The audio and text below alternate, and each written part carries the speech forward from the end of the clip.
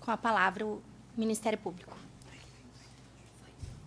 Excelentíssima senhora doutora Débora de Souza Vissone, digníssima juíza-presidente dessa solenidade, quis o destino que, 18 anos depois e 5 de afastamento, que eu retornasse a esse plenário, muito emocionada, para fazer um júri sob sua presidência, o que eu não havia feito quando aqui estive. Nesse momento, então, eu posso registrar a minha apreensão da sua atuação, da sua garra, da sua ponderação, da sua tranquilidade ao conduzir os trabalhos, saudar na sua pessoa todo o seu staff, o cartório judicial, fazer um registro de que esse júri é um júri que demanda uma logística muito maior, um empenho muito maior, de que estão, sinceramente, se desincumbindo muito bem.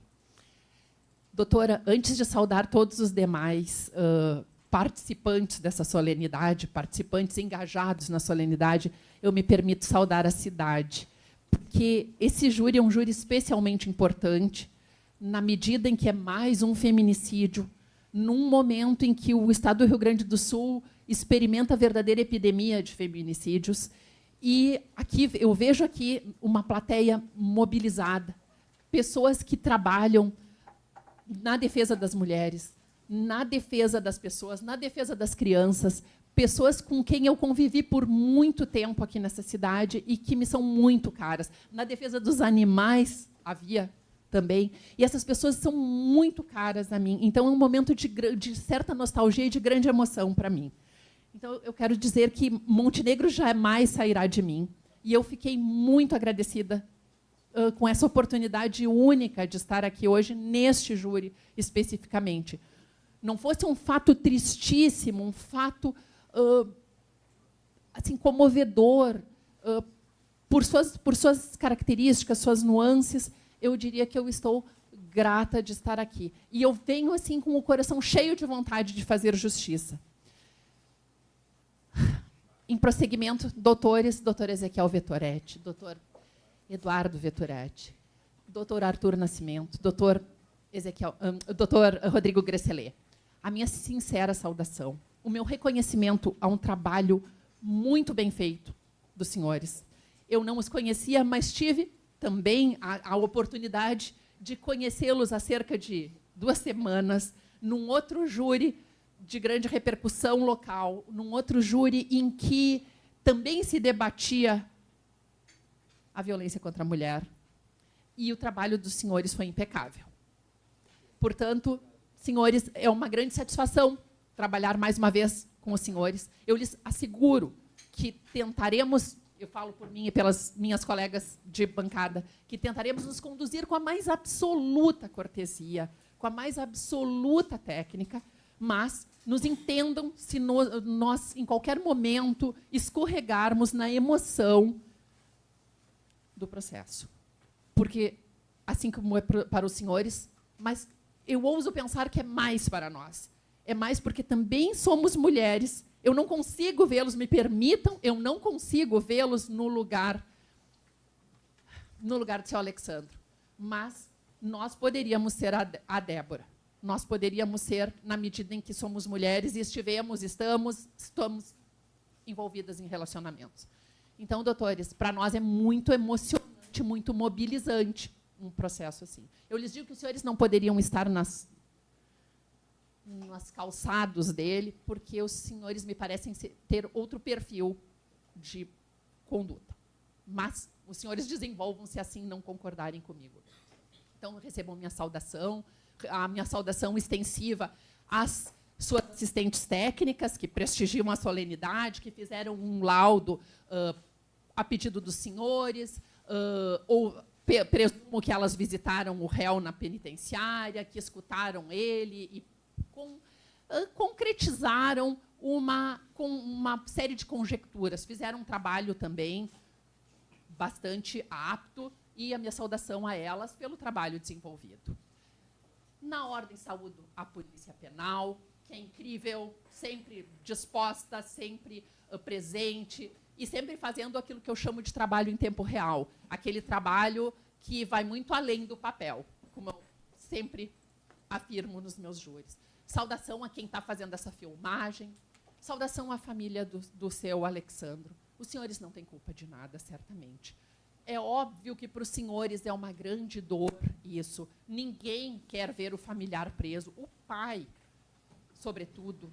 O pai, que é o herói, é o exemplo masculino da gente. Mas, assim, certamente, se não é culpa dos senhores, tampouco é culpa da Débora ou nossa, e é do seu Alexandro, lamento. Se eu posso lhes dizer uma coisa que deve servir de alento para os senhores, sempre, é que o seu Alexandro vai voltar para vocês. A Débora nunca mais vai voltar para a família dela. Então, que isso, nessa dor que eu sei que os senhores sentem, o seu Alexandro volta, a Débora jamais. A senhora não pode se manifestar sob pena de anular o julgamento, mas eu compreendo a sua mobilização. Saudação às senhoras e os senhores, uma saudação muito especial, muito comovida à família da Débora pela dor, pela força, pela dedicação, por estar aqui aguentando essa situação, vendo tudo isso acontecer, ouvindo o que foi dito, vendo essas imagens e na certeza da justiça. Eu não tenho o que eu possa fazer, o que nós possamos fazer para diminuir a dor dos senhores, que não lutar seriamente, severamente, dedicadamente pela justiça. Uma saudação às minhas colegas, à minha colega de Ministério Público, à minha colega de bancada, doutora Rafaela Ruergo. Um momento também excepcional, importantíssimo para mim trabalhar aqui com a doutora. Nós que já somos amigas pessoais há muitos anos, e no meu caso, eu que conheço a sua capacidade, a sua eficiência, o seu conhecimento, a sua técnica, doutora, é uma satisfação. Doutora Samantha Danos, certamente fazendo um trabalho excepcional, trazendo dados, trazendo provas para dentro do processo, tentando trazer mais do que isso, o sentimento da família. Doutora, é assim, de um grande valor o trabalho que Vossa Excelência está fazendo aqui, é de um valor inestimável para nós e para o processo. Uma saudação para o... Qual é o nome? O Lourenço, porque a doutora te trata com um apelidinho tão carinhoso, mas acho que aqui é melhor assim mantermos certa formalidade.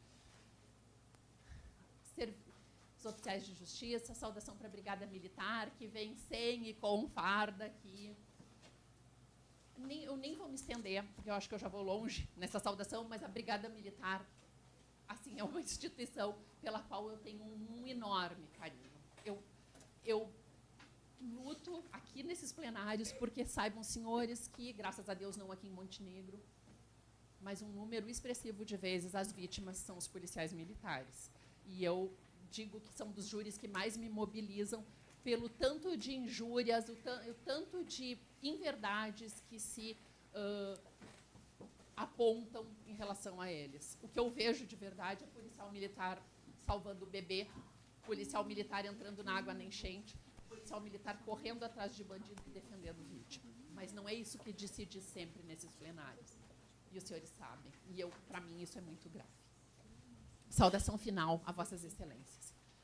Os senhores hoje representam Montenegro, Brochir, Maratá, São José do Sul, São Pedro da Serra, Apareci Novo. Os senhores estão investidos de poder jurisdicional, com matriz constitucional. O que os senhores vão fazer é de enorme importância. Os senhores representam toda essa sociedade, a sociedade em que estão inseridos os familiares do réu, os familiares da vítima, mas, sobretudo, a sociedade de Montenegro. Sobretudo, aquelas pessoas que querem viver em paz, que querem viver felizes, que querem ver os filhos crescerem, ver os filhos progredirem, ter as suas casas, ter as suas atividades de lazer, aquilo que todo mundo quer. Os senhores representam essas pessoas. E esse julgamento é muito importante porque ele dá um tom de comportamento para a comunidade. Os senhores vão dizer se aceita ou não se aceita a morte de uma mulher infligida pelo companheiro. Em suma, essa decisão. E se pode, de algum modo, diminuir a drasticidade, a brutalidade, a crueldade dessa ação. Se pode justificar, de algum modo, tornando mais leve essa ação. Então, senhores, é essa decisão, e os senhores são as pessoas vocacionadas para isso, os senhores têm todas as ferramentas necessárias para esse julgamento, os senhores têm experiência de vida, os senhores têm lógica, têm bom senso, têm capacidade de separar verdades e mentiras, os senhores têm capacidade de avaliar o que escutaram, os senhores sabem o que é um perito, os senhores sabem o que é uma testemunha, os senhores sabem quem se defende e quem nada pode dizer porque se foi. Então, tendo tudo isso em mente e sabendo que os senhores são pessoas excepcionais, os senhores só estão aqui porque têm reputações impolutas, porque não tem mácula, não tem mancha na vida dos senhores. Com tudo isso em mente, eu lhes peço que julguem esse processo, eu passo a palavra para minha colega e eu lhes desejo um abençoado julgamento, abençoado por Deus, que os senhores vão precisar.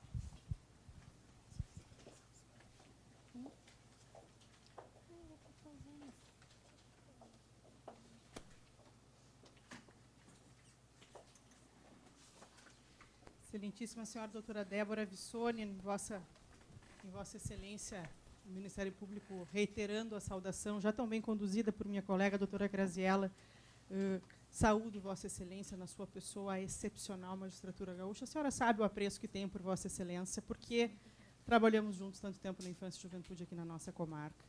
Então, receba o meu carinho, receba o meu abraço, que é o abraço do Ministério Público, recebam, senhores advogados, não vou me estender, porque temos pouco tempo, já dizia na novela A Sapucaí é Longa, temos pouco tempo para muita explanação. Recebam também os meus cumprimentos, é a primeira vez que laboramos juntos. Acredito que não teremos muitos encontros pela vida, eu não sou promotora de júri, mas é uma satisfação estar aqui ao lado de uma banca tão qualificada, de quem apenas ouviu os melhores e maiores elogios, desde que constituídos neste processo. Saúdo todos os demais presentes, saúdo Dona Rosane, seu Davi. Saúdo também os senhores jurados, já aproveitando esse gancho. Como eu falava ali com o pessoal da defesa, eu não sou promotora de júri. Eu sou promotora da infância e juventude. Fui promotora da infância e juventude 6 anos aqui em Montenegro. Faz 3 semanas que eu saí de Montenegro. E eu saí de Montenegro com o meu coração absolutamente partido e quebrado, porque eu amo essa terra como eu nunca amei em outro lugar em que eu estive na minha carreira. Já estive em Birubá, já estive em Tramandaí, passei muito tempo no Alegrete, já estive em tantas outras comarcas por aí trabalhando. Mas em nenhuma eu criei raízes como eu criei aqui em Montenegro, nenhum solo eu amo como eu amo esse aqui. E ontem, quando eu vim para cá para fazer esse júri, eu recentemente me removi para Alvorada, e se arrependimento matasse, eu já estava morta. Eu vim andando pela cidade, eu vim andando pelas ruas, olhando esse povo, essa gente que eu conheço, e pensando que eu estou aqui porque eu aceitei uma missão. Esse júri já deveria ter saído, acabou não saindo por uma questão relacionada ao processo anteriormente, não vou entrar nesse mérito. Mas esse júri, desde que esse caso aconteceu, o doutor Paulo Vieira, que era então o promotor de júri aqui da comarca, me olhou e falou assim: eu quero que tu faças esse júri. Tu tem filha, mulher? Eu quero que tu faças esse júri. E desde esse dia eu venho me preparando para fazer esse plenário. E eu falei para aquela senhora ali, para a dona Rosane, olhando no fundo do olho dela. Eu olhei para o seu Davi, olhei no fundo do olho dele. E eu falei: eu vou fazer esse plenário. E se remarcarem ele 3, 4, 5, 10 vezes eu vou vir a Montenegro fazer esse plenário. Porque esse processo aqui agora é o meu processo. Essa é, talvez,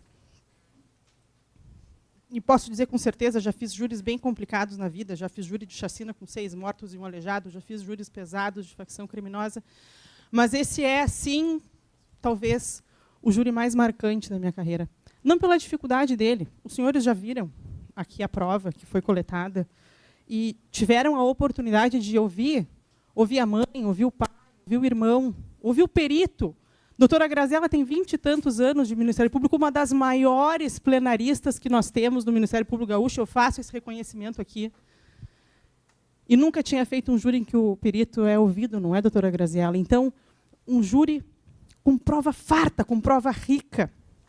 E nós conversávamos ontem à noite, um júri que é como se fosse um capítulo de livro sobre a história de um feminicídio, um drama anunciado, algo que nós, infelizmente, vemos no nosso dia a dia. E por mais que vejamos, doutora Graziella, e infelizmente a profissão nos embrutece, e é difícil que um caso nos comova, este processo aqui não tem como lei não se comover. Não tem como olhar naqueles olhinhos azuis ali, daquele pai, nos olhinhos daquela mãe ali, e não sofrer júri. E não é preciso mais do que 10 minutos de nenhum noticioso para que a gente entenda o que é impunidade, o que esse estado de coisas que nós estamos vivendo tem feito nesse país em relação à criminalidade, mas muito mais destacadamente a criminalidade contra as mulheres. E eu fico feliz que nós tenhamos hoje uma bancada feminina aqui, uma bancada formada por mulheres, em uma sessão presidida por uma mulher. Porque o Rio Grande do Sul vem vivendo um dos seus piores momentos, e é uma vergonha para um país, uma vergonha para um estado tão arrojado, tão pioneiro, tão produtivo, tão rico, tão lindo. Ser notícia na Globo por causa dos seus feminicídios. E a gente abrir uma publicação no Instagram ou em qualquer rede social e ver que o Rio Grande do Sul acabou de bater um recorde sinistro, pavoroso, de 10 feminicídios em aí uma semana, de ter uma sexta-feira santa, um dia lindo, um dia que o meu senhor morreu, para mostrar que a vida continua, que nós temos esperança, que a fé renasce. E nesse dia, tantas mulheres serem mortas no nosso estado. Então, o caso posto aqui, como muito bem falou a doutora Graziella, eu não sou promotora de júri, eu não tenho a eloquência dela, mas entendam que a decisão dos senhores aqui ela é um recado que passa para fora. E nós temos que dizer que aqui em Montenegro não será aceito este tipo de situação. Eu vou traçar com os senhores, muito embora eu entenda que já tiveram a oportunidade de compreender como é que os fatos se desenrolaram, mas eu vou traçar com os senhores uma perspectiva do que aconteceu com a Débora no tempo. Para que os senhores entendam que, diferentemente do que alega o Alexandro, isso aqui não foi um rompante. Isso aqui não foi um acidente. Isso aqui não foi de forma nenhuma algo aleatório. Isto aconteceu e nós tínhamos todos os elementos presentes que nos indicavam que isso aqui poderia acabar numa tragédia como aconteceu. Nós temos, e aqui eu já inicio a análise da prova do processo, nós temos uma menina que, se nós pegarmos a data do fato, nós estamos falando de janeiro do ano passado, o fato é recente, que se envolveu por coisa como 10 ou 11 anos com o Alexandro. Uma menina que conheceu um homem feito, um homem experiente, quando tinha lá seus 17 ou 18 anos de idade. Com o perdão da expressão, uma menina boba, sem vivência, sem experiência, uma adolescente, tecnicamente, que conhece um homem que tem quase o dobro da sua idade, que já tem filhas da idade dela, praticamente. E que entra na vida desse homem, e não é no dia 26 de janeiro de 2024 que ele mata ela. Ele começa a matar ela aqui. Quando ele pega essa menina, essa adolescente, essa menina boba, e traz ela para um mundo pérfido, para um mundo depravado, para um mundo corrupto, que é o mundo em que ele vivia. E quando começa esse relacionamento, a família, e aí podem chamar de pressentimento, de intuição de mãe, ou de mera análise objetiva dos fatos, a família já vê que a coisa não está boa. Já vê que aquilo ali não vai terminar bem. No entanto, ela é maior, ela é vacinada e tem que respeitar a vontade da Débora. Dá um voto de confiança de que talvez ela esteja escolhendo alguém para passar a sua vida que seja alguém que vale a pena. E aqui, então, começa esse relacionamento deles, que teve lá seus períodos talvez menos conservadores, e eu não vou entrar nesse mérito, porque sequer podemos, doutora Débora, desqualificar a vítima. E aí, ali por dezembro de 2023, quando esse relacionamento já tinha década,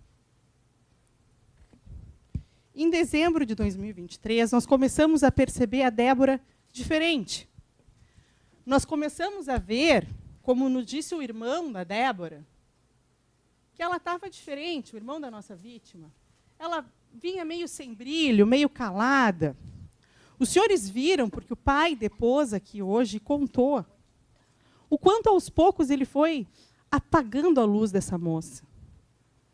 Nos contou alguns episódios aqui paradigmáticos, batizado, nem na formatura dela ele foi.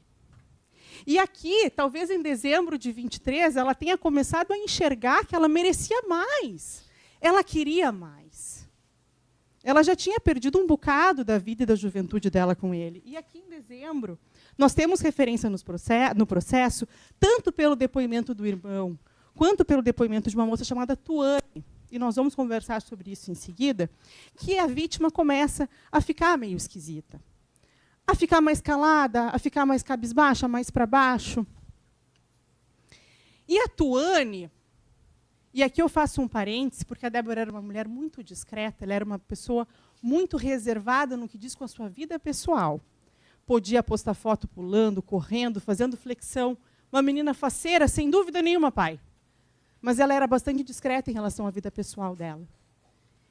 E ela confidencia para a Tuane algumas coisas, mas a Tuane percebe muito mais nas entrelinhas quando diz que achava estranho que a Débora não podia nem ir no mercadinho sem que o Alexandro ficasse ligando caso ela demorasse um pouquinho mais na fila do pão. Que ele ficava ligando para saber onde ela estava, quando ela voltava. Não deixava sequer ela ficar sozinha a ponto do pai para conversar com a filha e conseguir ouvir o que essa filha estava sentindo, ter que convidar ela para comprar salgadinho. E a Tuane vem e nos mostra que ele estava muito mais em cima dela, cuidando ela. E isso, para nós, tecnicamente tem um nome, mas, infelizmente, isso passa despercebido para tantas vítimas, não é, doutora Graziella? Nós chamamos isso de red flag. O que é red flag? É o nome bonito para bandeira vermelha em inglês, que são esses sinais de alerta. Ele dava pequenas mostras desse machismo horroroso dele, desse jeito horroroso que ele tem de tratar mulheres. E ele vinha mostrando isso e acendia alertas. Talvez a Débora não os enxergasse tão bem. E aqui ela começou a ter um pouco dessa consciência. Por que ela começa a ter um pouco dessa consciência? Porque em algum momento aqui, entre o final de 23 e janeiro de 24, a Débora pega no celular do Alexandro uma mensagem de uma moça chamada Gabriela. Eu vou poupar o sobrenome, muito embora ele conste dos autos.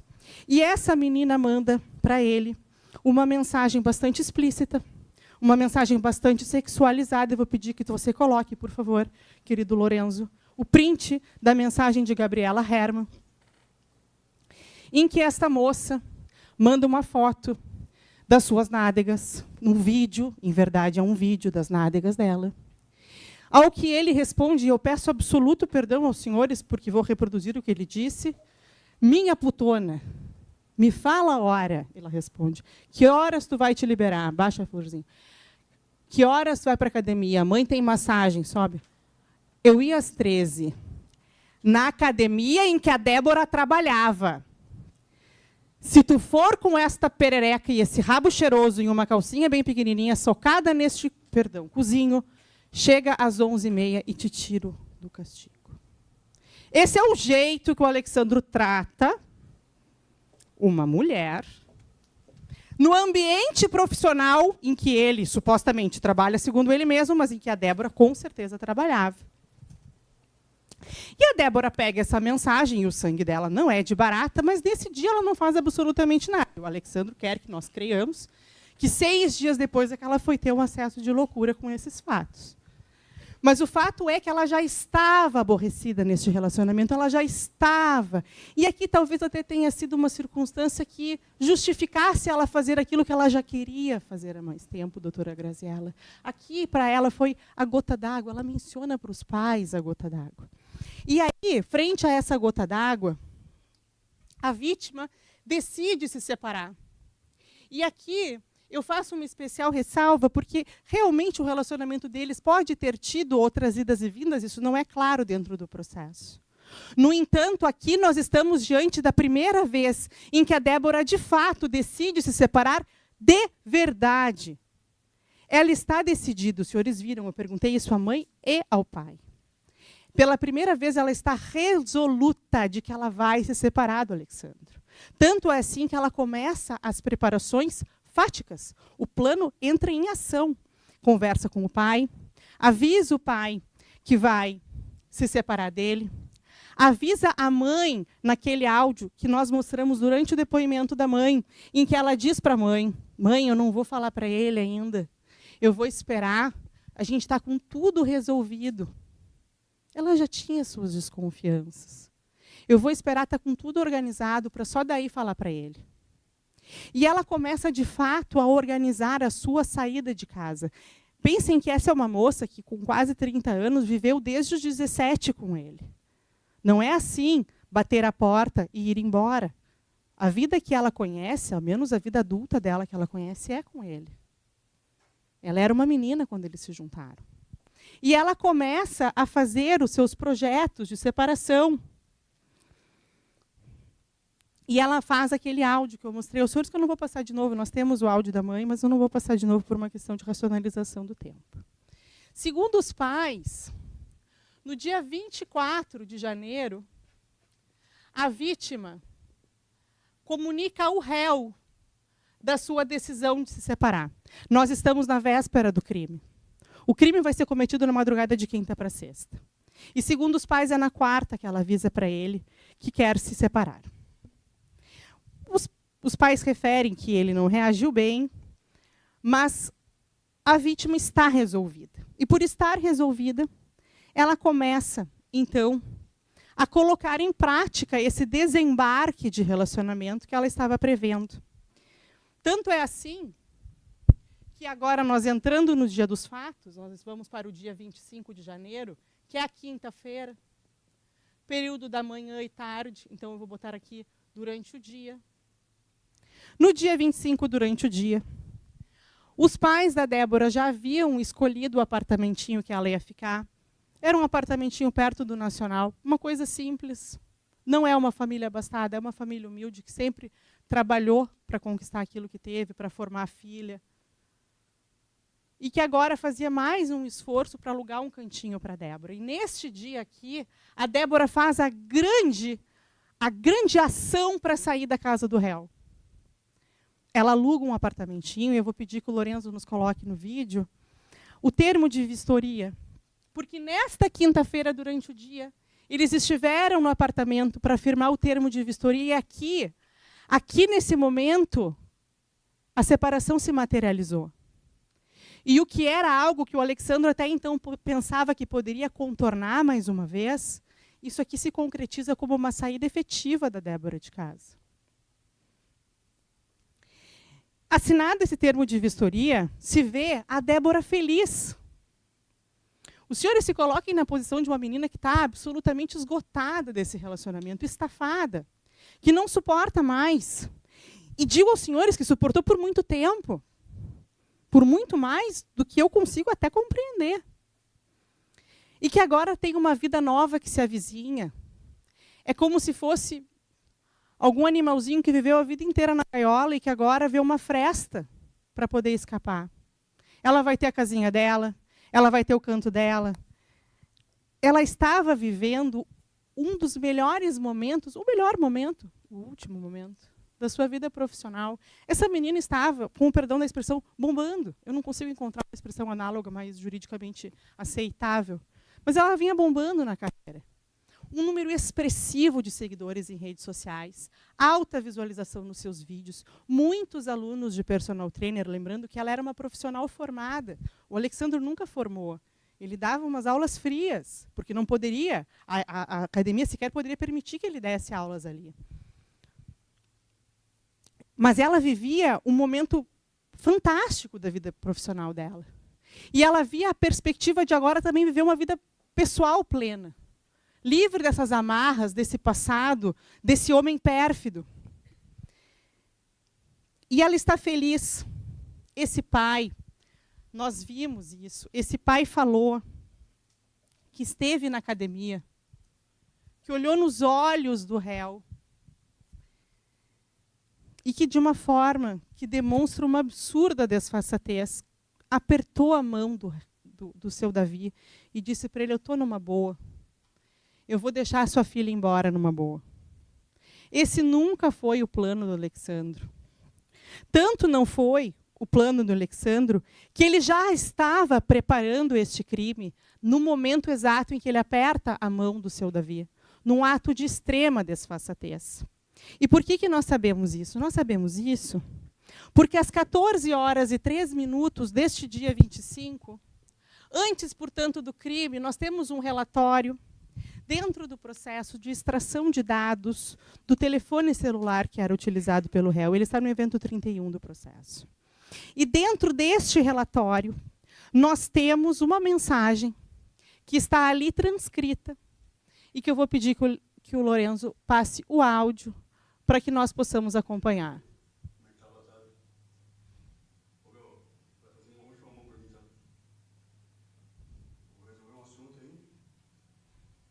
Vai estar no carro, tá? A senha 13, 14, 15, letra A minúsculo, entendeu? Aí tu vai pegar esse telefone, vai dar o número das minhas filhas e vai mandar esse áudio para elas, tá? Elas vão escutar que eu amo muito elas, sempre amei, tá? Elas foram assim, uma das melhores coisas que aconteceu na minha vida. E para elas me perdoar pelo que eu vou fazer. Perdoar o que eu vou fazer. Eu vou amar elas sempre. E onde eu estiver, eu vou amar elas sempre. Tá? E para o meu irmão Lucas, que é o que eu mais considero e admiro, tá? Que é para ele fazer o que a gente combinou e a grana daí é para pegar e dar para elas, tá? Que eu tinha falado para ele dar com uma pessoa, só que é para ele dar para minhas filhas, tá? E eu não vou estar na volta para ver, mas eu confio muito nele, por isso que eu mandei ele fazer isso, tá, cara? Agradeço a farra, tudo que a gente fez, fizemos muita loucura junto, muita. Toquemos terror, valeu a pena. E se a gente tiver a chance de ficar junto em outra vida, vamos tentar fazer melhor. Tá, irmão? Um abraço. Até o fim. Nesse momento aqui, a Débora está viva. Nós estamos falando das 14 horas do dia, em cuja madrugada ele matará a Débora. Esta mensagem, para mim, é claro como água, que indica uma premeditação absolutamente cristalina dos fatos que ele pretende executar durante a noite. Ele diz que o telefone vai estar em tal lugar, que a senha do telefone é tal, e que vai deixar áudios para dizer para as filhas que aquilo que ele vai fazer não faça com que elas pensem que ele é um monstro. E que aonde ele estiver, e aqui não estou dentro da cabeça dele para saber se ele pretendia dar fim à própria vida ou se fugir para nunca mais voltar. Mas o fato é que ele, de certa forma, se despede. Fala que fizeram muita loucura na vida juntos. Inclusive, aqui no depoimento, no interrogatório dele, ele acabou confessando mais tantas loucuras que nós já descobrimos que na noite ele tinha, eram 3 mortes previstas, acabou acontecendo só uma. Mas o fato é que ele se despede dessa pessoa, desse interlocutor chamado por ele Periquito. E esse áudio é, então, extraído do telefone dele e nos mostra que isso foi às 2h da tarde do dia em que ele mataria a Débora. A vítima, no entanto, não sabe de nada disso e continua os preparativos da sua mudança. E quando nós estudávamos esse júri, nós nos pensávamos assim, mas por que essa menina voltou para a casa dele na quinta-feira? Por que se ela queria se separar, ela foi para lá? Ela foi para lá porque ela tinha que organizar as coisinhas dela para ir embora. O que ela tinha estava lá. A vida adulta dela inteira foi naquela casa. E aquela casa era do Alexandro. Isso nunca foi discutido. Então, ela preparou a sua mudança, e eu vou pedir, só os senhores confirmarem ali o dado, sobe ali um pouquinho, Lorenzinho. Ali, ó, aquela mensagem, como eu falei para os senhores, dia 25 de janeiro, às 14h03 E ela vai, então, organizar toda a sua mudancinha na esperança vã, que nós sabemos que vai ser desfeita em seguida como um castelo de cartas que alguém assopra. Ela começa a arrumar a mudança dela. Eu vou pedir que você coloque, Lorenzinho, por favor, fotos da mudança preparada. Ela catalogou, ela era uma moça muito organizada, ela catalogou as coisinhas dela em sacos. Nos sacos colocou bilhetes, apontando o que tinha dentro de cada um, porque no dia seguinte, o seu Davi ia lá começar a buscar as coisinhas dela para ela iniciar a vida nova dela. Sexta-feira de manhã, tanto ela tinha o projeto de ir embora, que um montador de móveis vai até a residência sem saber do que se passou para começar a desmontar a mobília dela. Muito bem, nós entramos agora em uma outra discussão que acontece aqui, que os senhores devem estar se perguntando, porque é mencionado ali naquele áudio, que é em relação ao Lucas. O Lucas é o irmão do Alexandro. O Alexandro tinha essa casa que ficou com ele por alguma questão de quando os pais dele ficaram ausentes, enfim. A casa que o Alexandro morava, ele havia prometido que o dia que ele iria se desfazer dela, que o dia que ele quisesse vender essa casa, ele ofereceria primeiro para o próprio irmão Lucas. E tanto ele estava planejando este crime que ele liga para o irmão Lucas, nesta véspera aqui, para dizer que agora ele quer vender a casa. E que ele compre a casa e dê o dinheiro para as filhas dele. Filhas do Alexandro. Até mesmo a compra da casa, ele alinha na véspera do crime, na tarde do dia em que ele mataria ela na madrugada. Ele alinha a venda da casa para deixar o dinheiro para as filhas. Mais uma vez eu repito, na intenção de fugir, na intenção de se matar, pouco me interessa. Muito bem. Vítima e réu, sendo que o réu, depois de apertar a mão do seu Davi, vítima e réu retornam para casa. Nós ainda estamos na quinta-feira, dia 25 de janeiro. Nós agora estamos por volta de 19, 20 horas. Voltam para casa. A vítima para continuar arrumando as suas coisas. E a próxima coisa que nós sabemos é que o réu, vou pedir que tu coloques a mensagem para a irmã. Eu acho que o arquivo chama-se Mensagem Irmã Cachorro. Aí está. Às 2h03 da madrugada, ele manda uma mensagem. Cuida dos meus cachorros, a chave está na cerca com S. A preocupação que o réu teve às 2h03 da manhã não foi com a Débora, não foi com o divórcio que se avizinhava, não foi com a mulher que ele pretendia matar, mas sim é mais uma etapa da premeditação, em que ele pede para que a irmã dele cuide dos cachorros, cuja chave para acessar o pátio ele vai deixar na cerca. E aí, senhores, em algum intervalo entre as 2 e pouco da manhã, isso pode variar um pouco para mais, um pouco para menos, nós temos algumas circunstâncias que o próprio perito aqui nos mostrou que o intervalo pode ser um pouco antes, um pouco depois, a depender da hora em que se deu o óbito, a gente tem um intervalo possível, mas aqui em algum momento, entre 2 e 3 da manhã, ele mata a Débora. A Débora, que vinha no seu melhor momento profissional. Aquela menina que ele levou e que ele introduziu no mundo que não era o dela. E aquela menina que agora conseguia respirar e sair dessa vida. E que agora tinha autonomia, tinha um bom emprego, tinha uma boa situação e podia se livrar de um homem sem brilho nenhum. E que se ressentia, porque se tem um traço do Alexandro que para mim fica claro, é a extrema vaidade que ele tem aqui. Eu sou forte. Vinham de outras academias para tentar ficar maior do que eu, ninguém conseguia. As minhas mulheres, ele enche a boca e fala, as minhas mulheres. Mas esse homem sem brilho está perdendo a Débora. E isso é demais para ele entender. E o seu Davi nos revela que hoje que ele já havia dito que se a Débora saísse, ele iria matá-la.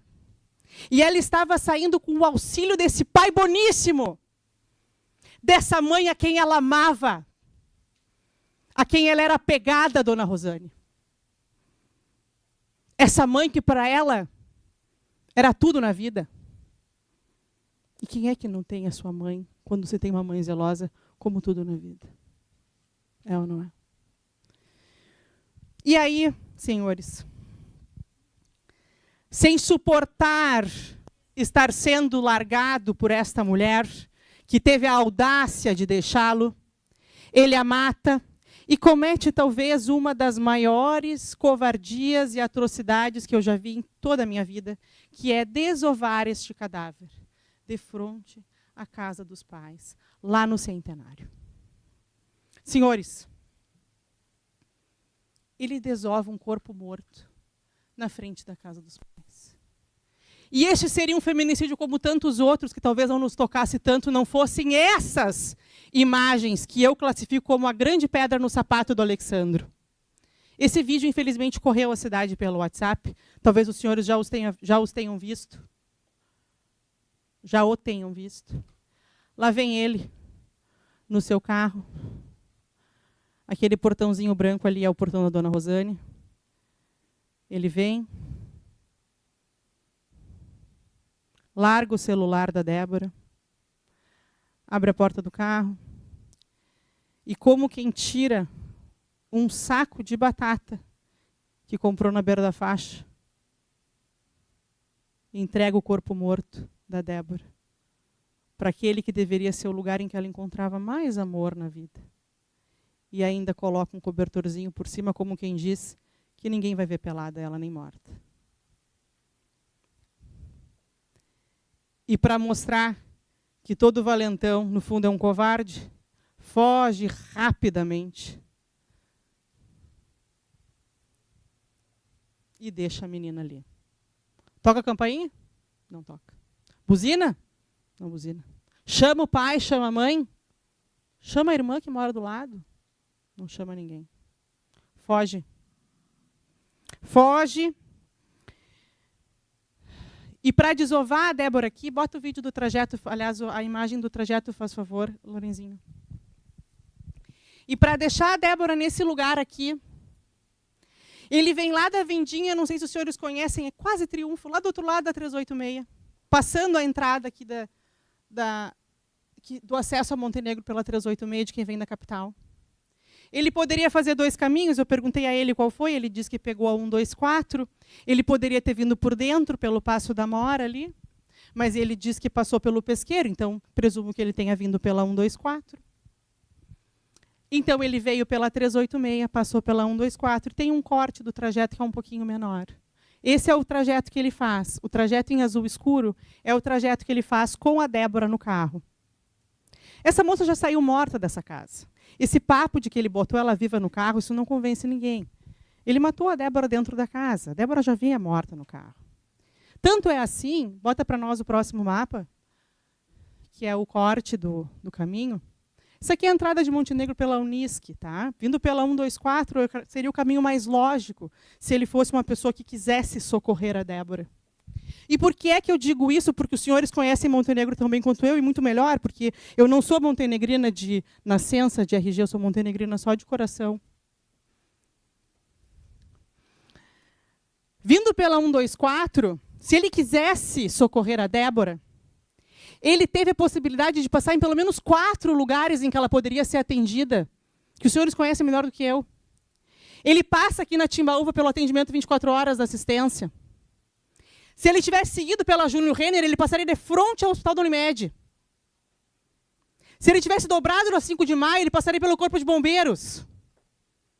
Se ele tivesse subido mais um pouco, ele tangenciava o HM. E por todos esses lugares o réu passou, e em nenhum deles ele parou, e os senhores sabem por quê? Porque a intenção nunca foi salvar a Débora.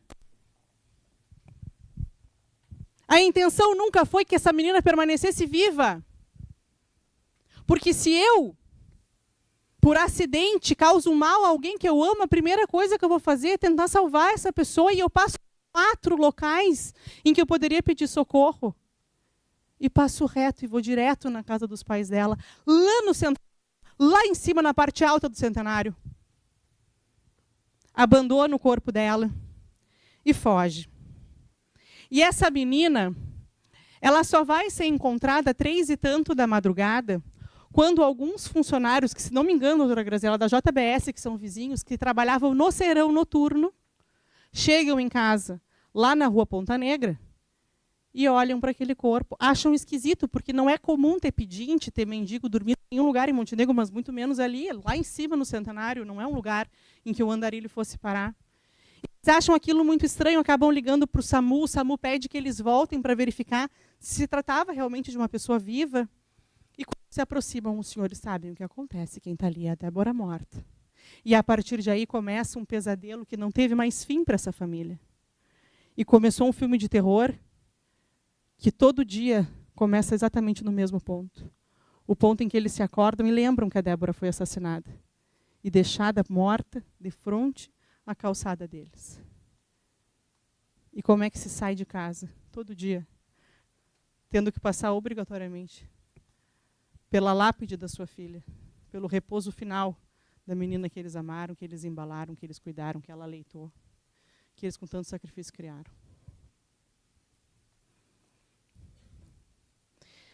Por favor, coloca, Lorenzo, a foto da casa dos pais. A vítima está morta. E é assim que ele deixa o corpo dela. Claro, aí nós estamos falando já das fotos do local já preservado pela Brigada Militar, que é acionada. Pode ir passando, Lorenzo. E aí o corpo da Débora. Da exata forma, vai descendo, da exata forma como seus pais a encontraram. E vai dizer que isso é um acidente, que essa menina, no momento em que ele pega ela pelo pescoço e atira, ela, coincidentemente, os astros se alinham e ela tem um troço, um AVC, um infarto, qualquer coisa que a defesa possa inventar, e concomitantemente ela morre, e aí a brilhante ideia dele é levar ela morta para frente da casa dos pais. A Brigada Militar acorda os pais. O réu já está em rota de fuga nesse momento, e eu peço que tu coloques, por favor, Lorenzo, o arquivo da rota. Ele é encontrado pelo cercamento eletrônico fugindo em direção a Porto Alegre. Passa pelo município de Cachoeirinha. E é assim que nós sabemos que ele, mais uma vez, apesar de ser um sujeito muito grande, esconde um rato dentro dele. E com a covardia que lhe foi peculiar em todos esses momentos, ele foge. A vítima é declarada morta. E o réu só vai se apresentar na delegacia com a cautela de esperar a sua advogada voltar do veraneio. Senhores, a tese defensiva começa a ser construída a partir deste momento, quando o réu começa a disparar um monte de mensagens contando essa versão que não tem nenhum sentido e que, mais do que isso, não encontra amparo em nenhuma prova sequer do processo, para dizer como é que ela morreu. E eu peço que você coloque, por favor, novamente, as extrações dos celulares. Porque tem um diálogo que particularmente me chama muita atenção, Lorenzo, que é o diálogo que ele mantém com um advogado chamado Vitor Cardoso. Conheço o Vitor, ele é da assistência. E quando ele está conversando com o doutor Vitor Cardoso, que pelo jeito era alguém de sua relação, alguém com quem ele se dava bem. Pode descer, querido. Desce mais. Desce mais. Aí. O Vitor pergunta o que está acontecendo. Pode descer, Lorenzinho. E ele desce, e ele diz, desce lá. Desce, desce, desce. Desce. Desce. Ali. O Vitor é advogado. Notem que ele tem essa cautela de procurar os advogados que ele conhece.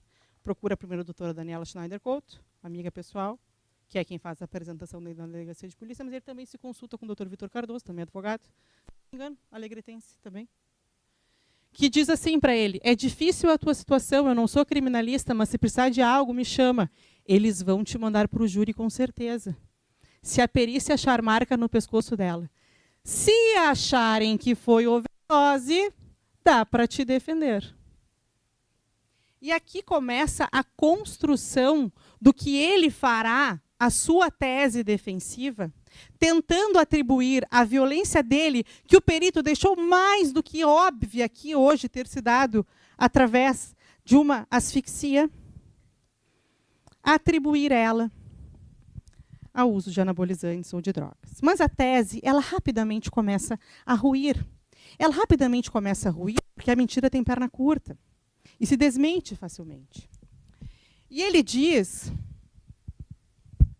E ele diz que nessa noite ambos se drogaram e que ela teria morrido por decorrência disso. Ele diz que a vítima usou cocaína.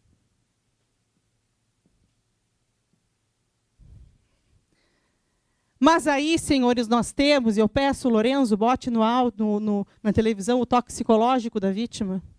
Nós temos o laudo toxicológico do sangue que foi extraído pelo excepcional perito Dr. Vitor Binda, que nos mostra que o sangue coletado de Débora Michels... Pode descer, querido. Conclusão, para baixo, conclusão. Sobe, conclusão. As substâncias pesquisadas não foram detectadas na amostra. Essa menina não fez uso de droga, coisa nenhuma. Tá? Mas ele vai além.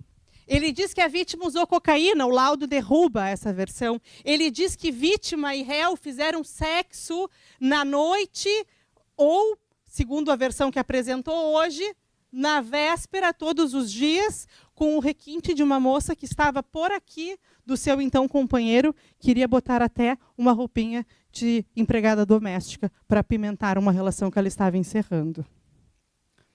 Mas ela diz que ele diz que fizeram sexo, que transaram todos os dias, de tão bem que se davam. E aí nós temos secreção anal e vaginal de Débora Michels negativa para espermatozoides. Essa menina não tinha sêmen em lugar nenhum do corpo. Mas nós vamos além. Ele vem e diz que a vítima morreu por um acidente, em que o momento em que ele apenas empurrou ela contra um armário, ela começou a ter uma síncope, uma convulsão, algo que o valha, e acabou vindo a óbito. Mas aí nós temos a necrópsia, doutora Graziella, uma necrópsia, doutora Samantha, que tem como resultado conclusivo asfixia mecânica por compressão cervical. E hoje nós tivemos uma aula aqui. Uma aula de medicina legal que eu não tive na faculdade, doutora Graziella. Muito embora fosse uma aluna extremamente aplicada da Universidade Federal do Rio Grande do Sul. Aplicadíssima na disciplina em questão. Até necrópsia eu ia fazer, de tanto que eu gostava da medicina legal. Mas aprendi mais aqui com o Dr. Vitor Binda hoje do que em qualquer outro momento da minha vida, pelo menos a respeito das mortes por asfixia mecânica. E este perito, com 30 e tantos anos de medicina, os senhores talvez não saibam, Dr. Vitor Binda é o maior especialista do Rio Grande do Sul em câncer de intestino, um dos maiores cirurgiões do país, renome nesta específica área. E que mais do que isso, serviu ao Estado do Rio Grande do Sul por quase 30 anos como perito médico legal do IML. Alguém que tem no seu currículo, doutora Graziella, não sei quantos mortos examinados, mas muito mais do que qualquer um que está pisando neste plenário hoje. Qualquer um que está neste plenário. Este perito, sem nenhum compromisso que não com o corpo que lhe diz o que houve, categoricamente estabelece que essa morte foi por asfixia mecânica, por compressão cervical. E aí nós temos de tantos outros elementos, doutora Graziella, nesse processo, e eu tenho medo de me estender demais e deixar pouco tempo para as minhas colegas.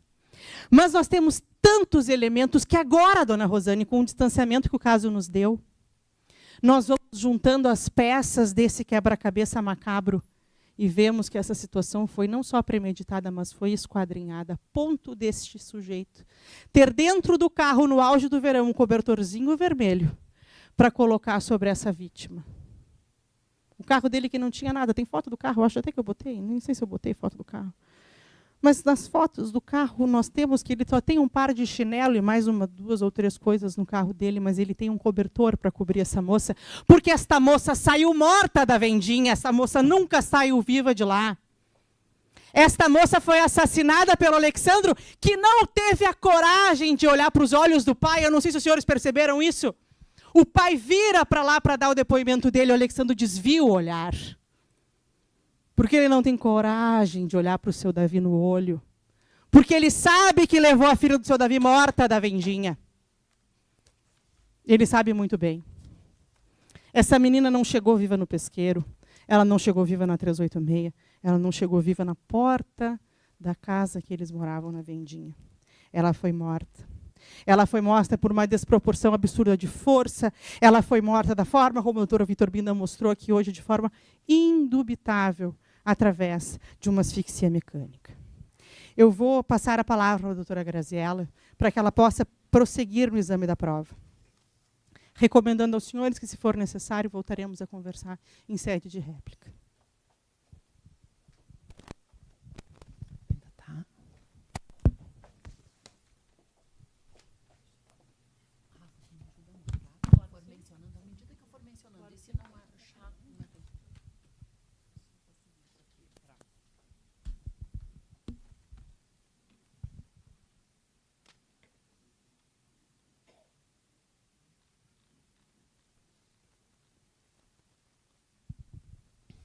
Pois bem, senhores, senhoras, senhores, eu retorno mais para fazer um apanhado final, porque a minha colega já fez uma análise percussiente, clara, técnica da prova. Mas eu venho porque esse processo me vem à mente com a seguinte máxima, a seguinte frase palpita na minha mente quando eu penso nesse processo. E por duas razões. Mas primeiro, a frase. Todos os senhores já devem ter escutado aquela frase: o essencial é invisível aos olhos. Ela é tão bonita, ela vem tão carregada de boas intenções, é uma coisa bonita essa frase. Pois aqui nesse processo ela serve para mostrar que a Débora não viu o essencial, infelizmente, e que o essencial às vezes tem que ser repisado, repristinado, reprisado, repetido, a exaustão, para que fique claro. Então, eu vou me permitir aqui repetir o evidente, repetir o óbvio. Portanto, nós estamos falando, e é esse o julgamento, nós estamos falando de um homicídio por asfixia. O que nós temos sobre isso? Primeiro, uma necropsia absolutamente categórica, repetida em plenário, passo a passo. Foi hoje, e eu lamento pelos familiares, mas foi como se hoje a Débora fosse aberta e escrutinada aqui para os senhores, na frente dos senhores, por um perito médico legista com 35 anos de medicina e 28 de IML. DML hoje, IML no passado. 28 anos abrindo corpos. Pois ele se submeteu, a vir aqui e dar uma aula, mostrar, abrir. Ele repetiu a perícia na presença dos senhores. Porque quis a defesa que isso fosse feito para pôr em xeque as conclusões dele, o que já fizera ao longo do processo com um laudo de assistentes técnicos. Técnicas, no caso, é uma médica que teria feito. Médica essa que teria feito este laudo, este parecer técnico, que é o nome que ela deu, sem, contudo, ter qualquer contato com o corpo ou qualquer contato com a Débora viva. Portanto, tenham isso em mente, para avaliar qualquer coisa que seja dito sobre esse laudo. Saibam que esse médico experiente abriu a Débora. Abriu, tirou os pedaços dela. Fatiou a Débora e concluiu que ela foi morta por asfixia mecânica consecutiva à constrição do pescoço. Foi mais longe. Disse para os senhores que isso levou de 7 a 10 minutos. Esse é o dado acadêmico sobre isso. Mas ele é o perito, ele pode dizer. Guardem esse momento aqui na memória dos senhores. Este exato momento que eu estou falando. 7 a 10 minutos. Foi mais longe. Disse para os senhores que ela foi morta com uma pressão de 12 quilos por volta de. Então, é bastante pressão. Portanto, é cabal aqui. A Débora morreu de asfixia mecânica, imposta por alguém. Este alguém é o companheiro. Falou minha colega aqui em red flags. É bonito. Sinais. Sinais categóricos de um feminicídio de manual, de um feminicídio de enciclopédia, de um feminicídio de aula de direito penal. De um feminicídio dos quais a gente teve 10 nos últimos dias. As mulheres estão em perigo. Mas para as vivas ainda há tempo, para a Débora já não tem mais tempo. Pois bem, a gente tinha uma vítima, não bastasse a conclusão do perito, categórica, repetida aqui, e isso eu nunca vi, do alto dos meus 20, quase 25, em dezembro eu faço 25 anos de Ministério Público. Eu nunca tinha visto um perito vir a plenário e um perito fazer uma perícia ao vivo, que foi o que aconteceu aqui, conquanto em lâminas, porque na impossibilidade de trazer a Débora aqui de volta, mesmo que morta. E também o sofrimento seria indizível. Pois bem, a par disso, a Débora era uma moça saudável. Uma moça tem documentos médicos da Débora juntados pela defesa, que mostram que ela era saudável, rígida, bem. Quanto ao uso de esteroides... Doutora Graziela, os exames de sangue da vítima estão na televisão da senhora quiser. Ainda não, mas pode ser. Ali, ó. Senhores, se os senhores... Eu não vou passar todos, mas se os senhores forem, porque nós fomos um a um desses indicadores, a Débora passou com estrelinha nos testes de saúde. Além disso, os pais delas disseram aqui hoje que ela passava com estrelinha nos testes de saúde.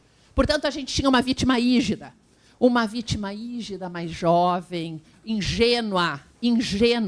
E aí eu me permito dizer para os senhores que ela se meteu com o cara errado lá no início. Com o cara errado, o cara corrompeu ela. Levou ela para ter sexo não convencional, levou ela para usar esteroide, levou ela para usar drogas. Não se tem uma prova, mas digamos que ela tenha feito, ele que levou ela para isso, porque ela tinha 17 anos. Nenhum pai queria esse genro, só que eles não sabiam. Bom, a gente tem a necrópsia categórica, vítima saudável desavisada. Nós temos um réu, o seu Alexandro, completamente drogado. Drogado, segundo ele alega aqui, e com certa vaidade, com certa empáfia. Ele diz assim, eu cheirei 14 carreiras de cocaína. Isso é uma coisa razoável numa sociedade? E não me fez nem cosquinha. Exato, e eu ficava igual. Eu cheirei 14 carreiras, 1 grama em qualquer avaliação, assim, qualquer utilização da IA, porque agora assim, a gente tem que se atualizar, e a IA meio que responde tudo, é 1 grama de cocaína. Por volta de... Então, é bastante cocaína. É o que as pessoas usam para fazer festa. Mas ele disse que cheirou ali. Sabe por que os senhores acham que... Por que eu acho que ele aspirou isso? Para dar coragem para ele fazer tamanha covardia. Tirar a vida da guria que tinha dado 10 anos, 11 anos, 12 anos da vida dela para ele. Deliberadamente. Não foi nem por 1 segundo um acidente, porque não existe constrição de pescoço por 7 a 10 minutos acidental. E isso também está nos manuais. Pois bem, além disso, e nós estamos nos encaminhando aqui, não tem sinal de luta naquele lugar. A doutora Cleusa, a delegada da mulher em Montenegro, a delegada para tudo em São Sebastião do Caí, a delegada que afirmou quase 35 anos de polícia, né? Não me recordo, ela abre o depoimento, mas é assim uma experiência absurda. E à frente da DEAN, 10 anos, se não me equivoco. Na DEAN, 10 anos. E acho que é 35 de polícia. 25 de polícia. 10 à frente da DEAN. Pois bem, a doutora Cleusa nos fala o seguinte, eu estive lá, ela depois, aqui, está tudo nos autos, eu não vou passar, porque é vídeo, é depoimento em vídeo. Se estivesse escrito, eu colocava ali para acompanharem. Pois bem, ela disse que não havia sinal de luta. O que havia na casa? Havia sacos com os bens, as coisinhas da Débora. Havia uma bolsa organizadinha em cima do sofá, aquela que tinha o dinheiro dentro. Havia vidros vazios, frascos vazios de esteroide, de anabolizante, no quarto, ocupado com as coisas do Alexandro. E, de resto, nenhum sinal de luta. Não tinha armário quebrado, não tinha coisa fora do lugar. Meu Deus, o arremesso de uma mulher, a reação, ela arranhou o pescoço dele. Haveria algum sinal de luta? Nada. Tampouco havia... o que havia, sim, eram lesões de defesa. E isso também foi apontado pelo perito aqui hoje. Lesões nele e lesões nela. Lesões compatíveis com uma luta por ar. Lesões compatíveis porque se alguém te constringe o pescoço, se alguém te aperta o pescoço e tu luta por ar, tu tem as mãos livres, tu vai tentar, mas a pessoa tem a outra mão para tirar a tua mão. E a pessoa pode te arranhar ou tirar a tua própria mão e tu te arranhar na luta pela vida. Tínhamos também tudo nos manuais de medicina legal. Tudo em qualquer asfixia que se leia ali. Se fala na luta pela vida, nas lesões de defesa, na necessidade de uma superioridade física para estrangular alguém. Lembrem-se, senhores, que nosso réu vaidoso aqui, como os feminicidas são, lhes disse que levanta 400 quilos. Ouviu, né, colega? Ouviu, doutora Rafaela? 7 minutos, doutora Graziela. Agora que deu 7 minutos. Instante, 7 senhores minutos. acreditam? Aquela hora que a minha colega falou, lembrem daquele momento, ela começou a marcar. Só agora terminaram os 7 minutos. Os senhores imaginam o quão agônica foi a morte da Débora? Todo esse tempo apertando o pescoço, apertando, causando hemorragias, sufusões hemorrágicas, tirando ar, coração sangrando, pulmão, traqueia. Tudo isso são achados da necropsia que ele mostrou ali para os senhores. Mas vamos continuar. O que mais que a gente tinha? Ele disse que ele tentou ressuscitar ela, e talvez aí que ele tenha machucado. Só que, talvez ele se esqueça, talvez não sei, porque, mais uma vez, o depoimento, a narrativa típica de um réu vaidoso, ele acrescentou dados e mais dados hoje, ele complementou como ele pôde, mas ele talvez não lembre que os 2 depoimentos anteriores estão reduzidos a termo, estão filmados, pois ele jamais falou em ressuscitação. É a primeira vez hoje para os senhores que vão julgá-lo que ele fala em ressuscitação. Ora, se ele tivesse ressuscitado, pode colocar, por favor, o depoimento dele na delegacia, daí vai aparecer ali por escrito que um em vídeo. Pois bem, ele jamais falou em ressuscitação, foi a primeira vez aqui hoje. Se ele tivesse, de fato, tentado ressuscitá-la, seria a primeira coisa a dizer, né? Me parece a defesa por excelência. Diria para a doutora Cleusa, acompanhado da doutora Daniela, não estava a doutora Daniela Couto? Que o defendeu ao longo do processo, e que, se não me equivoco, disse a mãe na oitiva dela, quando ela foi ouvida, quando ela foi inquirida, a mãe da Débora disse que ela era amiga da Débora, que parece que foi até no aniversário da Débora, e se veio aqui, não se sabem as razões das pessoas, mas veio aqui e defendeu o assassino da Débora. O que mais? Inexistência de socorro. Qual foi o socorro que ele prestou à Débora? Nenhum. A minha colega trilhou o caminho que ele fez. Quantas vezes ele poderia ter socorrido ela? Na Unimed, certamente, no Hospital Montenegro, lógico, porque ele me falou que ele saiu do Pesqueiro pela 124, foi até a 240 ali, seguiu em direção a Portão, porque ele ia lá para o Centenário, e ele passou ao largo do Hospital Montenegro, que é aberto 24 horas por dia. Além disso, havia bombeiros, certamente as viaturas da brigada estavam na cidade, nada. Mas assim, digamos que ele não ocorreu. Ele é um cara, ele estava desatinado. Mas a irmã dele, ele chamou para os cachorros, mas não chamou para a Débora. A irmã que morava ao lado. O que se faz quando a gente machuca o filho da gente? O pai da gente? Ou se a gente precisa socorrer alguém que a gente ama? A gente grita, a gente esperneia. Se trouxesse aqui uma gama de ligações do SAMU, um conjunto de telefonemas, são todas as pessoas nervosas, pedindo socorro, pedindo ditadas, gritando.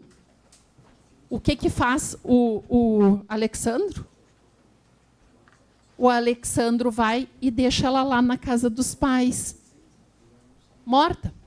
e não toca a campainha. E não pede ajuda mais uma vez. Ela é encontrada depois.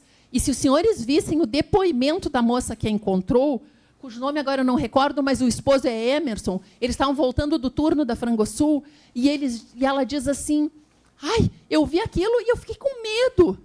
E aí, se eu não tivesse com meu marido, eu ia para casa, sem tocar.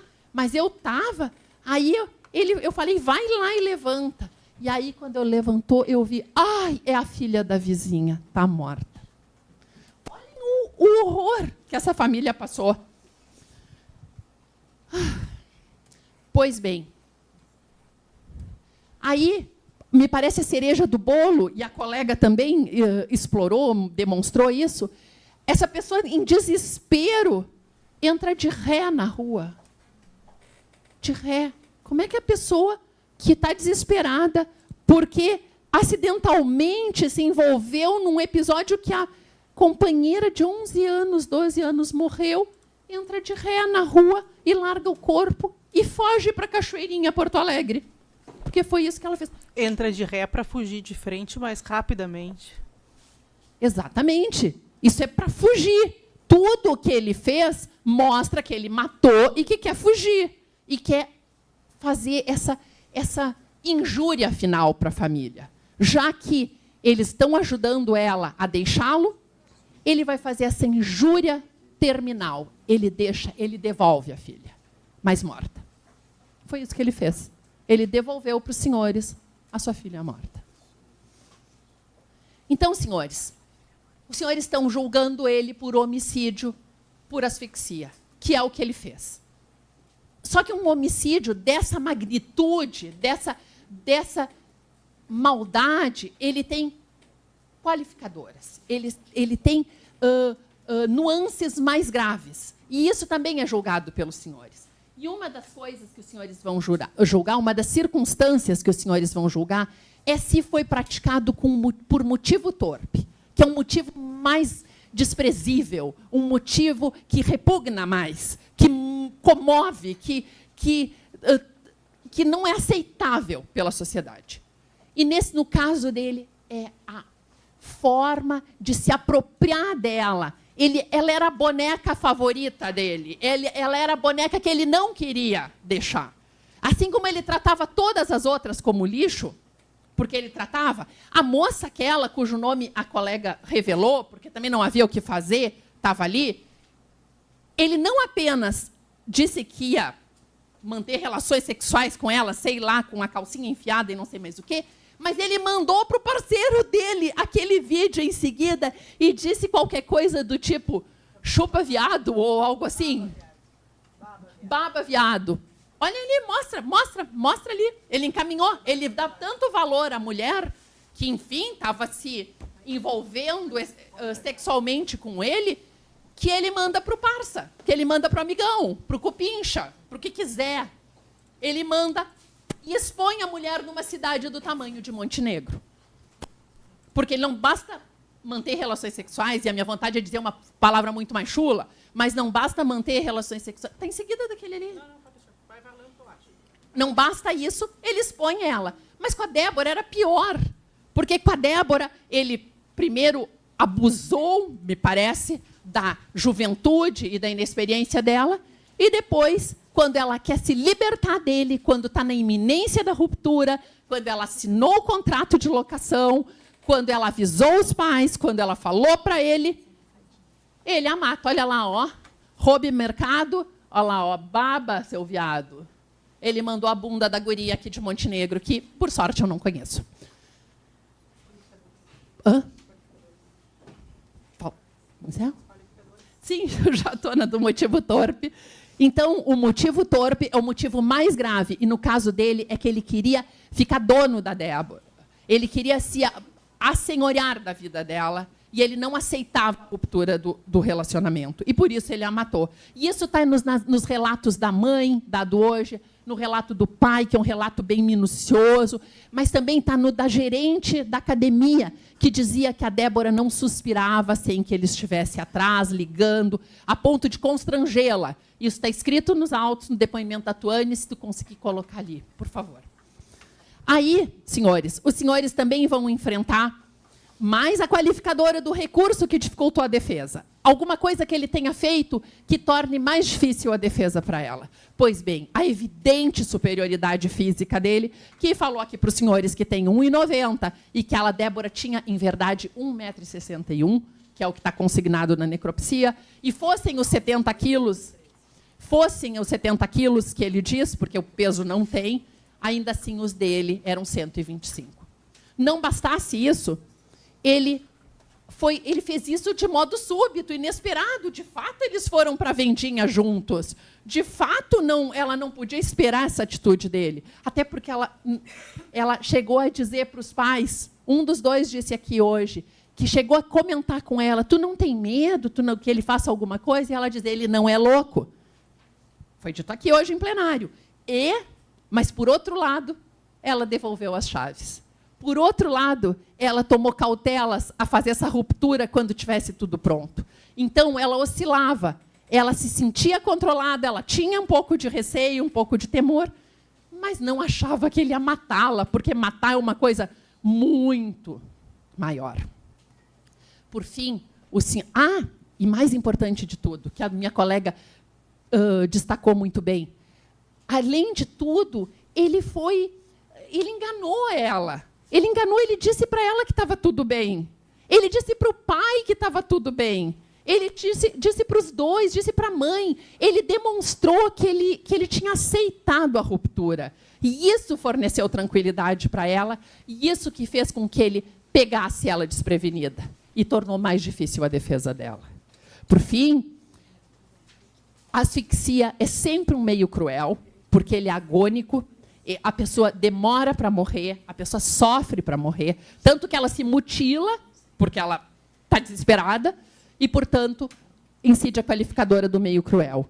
Além disso, esse é um feminicídio clássico. E como o legislador quer punir com maior severidade o feminicida, porque é uma endemia, as mulheres estão mais desprotegidas que os homens. No lar, não é na rua. Na rua os homens estão desprotegidos, mas os homens podem se proteger nas casas. As mulheres estão desprotegidas nas suas casas.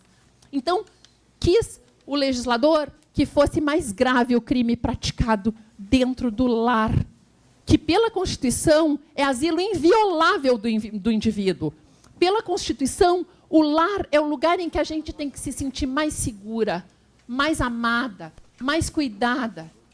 E foi lá que ela foi morta. Portanto, por essas razões todas, o Ministério Público pede que os senhores condenem o seu Alexandro na forma da pronúncia, com todas as qualificadoras, sem nenhuma benesse, porque a gravidade, a magnitude do crime que ele praticou merece esse tipo de punição. Eu passo a palavra para a doutora Samana. Obrigada, doutora.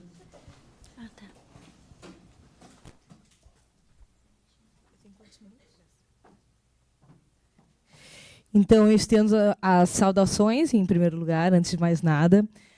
Gostaria de agradecer a Vossa Excelência por ser uma baluarte da Justiça, conduzindo com brilhantismo todos os trabalhos neste período e neste plenário.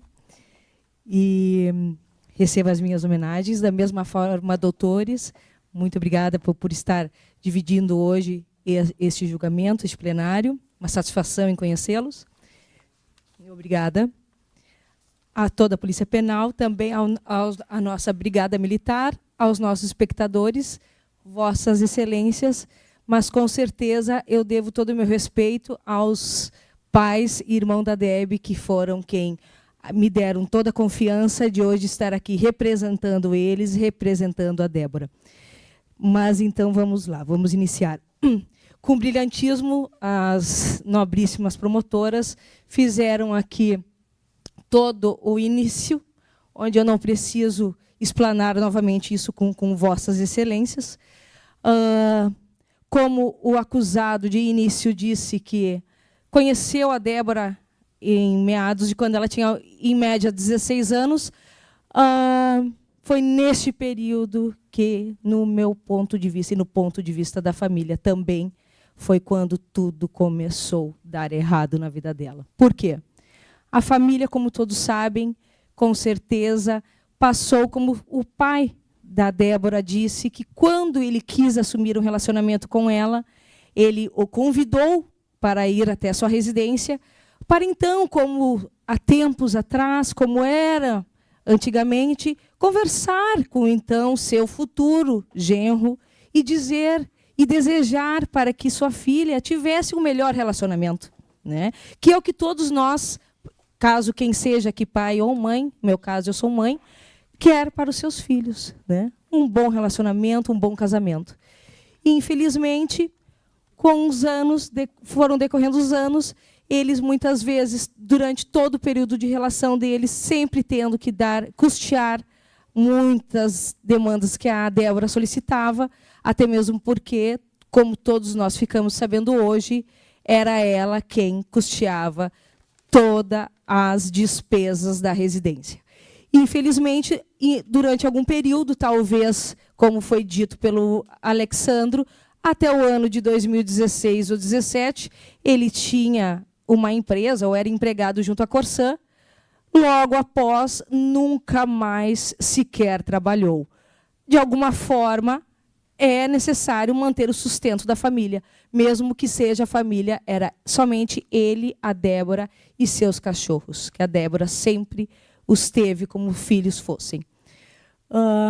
O que eu gostaria também de dizer é que, hoje, com o depoimento, com o interrogatório e também com o brilhantismo do perito, onde, quando a dona Rosane e o seu Davi me contrataram, eles tinham uma certeza. Doutora, com certeza a Débora foi morta por gravata. Eu dizia, está totalmente ao contrário do que o acusado sempre alegou em sua defesa. Claro, como foi dito até mesmo pelas doutoras, ele somente começou a conversar com as pessoas após o seu contato com a procuradora. Sendo que, conforme depoimento da filha Alexia, no inquérito policial, junto à delegacia de polícia, onde até mesmo ela também estava acompanhada pela advogada, às 8h33 da manhã, ela contatou a advogada, onde a advogada questionou se realmente era verdade que o Alexandro havia matado a Débora. Mas, quando hoje o perito confirmou que este assassino matou a Deb com uma gravata, eu fico imaginando o que foi a dor dessa menina. Menina não, porque hoje, quando ela foi morta, ela tinha 30 anos, dessa mulher. Com aqueles arranhões na testa, eu fico imaginando... Sim, doutor. Desculpe.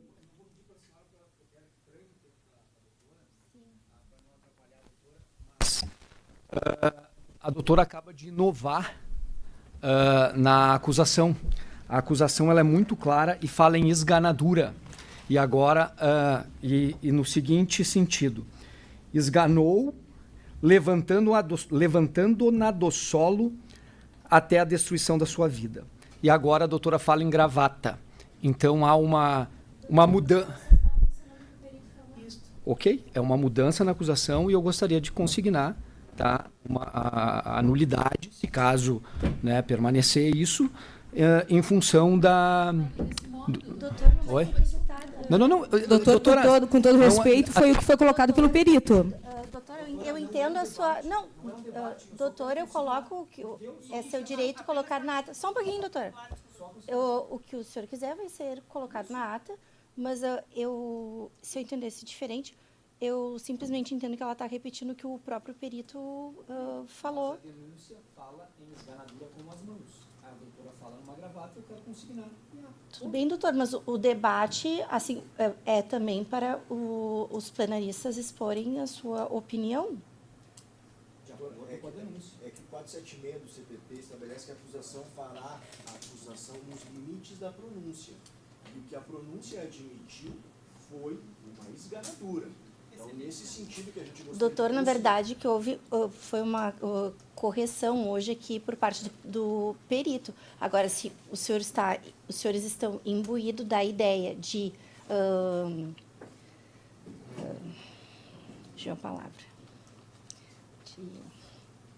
De interromper o plenário e cancelar o plenário, faltando 7 minutos para os debates, como o senhor quiser. Eu já lhe adianto que isso não será quesitado dessa forma. Não, assim, ó, de forma alguma a defesa quer parar o plenário. A defesa quer fazer uma consignação pelo princípio da correlação Sim, senhor. entre a decisão final e a pronúncia. Como o meu colega disse, o artigo determina que seja no limite da pronúncia. Sim. A denúncia fala em esganadura. Se o perito veio aqui hoje e deu uma aula de perícia, como foi dito, e eu concordo, e disse que nunca falou em esganadura, o Ministério Público deveria ter aditado essa denúncia antes e não agora em plenário. Então não pode mudar agora, e se mudar agora, é justamente uma causa de nulidade que não é a senhora que vai apreciar, é o tribunal. Exatamente, doutor. Muito obrigado. Então, pode. Ipsis literis a sua denúncia e a repisa e a sustenta em plenário. A menção da doutora Samantha foi apenas a palavra do perito, foi apenas o que eu entendi, mas eu reitero os termos da denúncia que ofereceu, que é o que está sendo sustentado aqui hoje. É só constar. Doutora, Exatamente. então, Na verdade, doutora, não, Desculpa, pode, doutora. Pode prosseguir, doutora. posso prosseguir? A senhora tem 7 minutos ainda. Doutores, eu peço-lhes desculpas, mas estava passando somente o que o perito disse hoje, segundo a colocação do perito, né? Retomando, então, o que eu gostaria de trazer também a vocês é que, com todo o sofrimento desta família, como foi dito pelo Alexandro e repetido pelas nobres promotoras, o trajeto do Alex até a casa dos pais. Eu, como montenegrina nata, sei que, saindo da BR-386, fazendo o caminho do qual ele disse que fez, no que ele atravessa a Maurício Cardoso, passa pela Apolinário de Moraes, quem mora em Montenegro sabe muito bem que é a entrada direta para o Hospital Montenegro. Então, com certeza, ele tinha, sim, o direito e o dever de levar a Débora até o hospital. Como ele colocou, ela era minha rainha. Se ela fosse realmente a rainha dele, com certeza ele teria deixado ela no hospital e jamais colocaria ela em frente à casa dos pais, tampada com uma coberta vermelha, como quem dissesse: aqui está sua filha, no tapete vermelho. Por quê? Nunca iremos saber. Como foi colocado no início, hoje de manhã, do interrogatório, a senhora Rosane, genitora da Débora, disse que a Débora havia dito, confirmado a noite anterior, que não era para ela acompanhar desde cedo a mudança, pois o Alexandro não queria vê-la. Por que ele não queria vê-la? Não sabemos e não teremos como saber, infelizmente, né? Porque a Débora não está mais aqui para nos passar esta informação.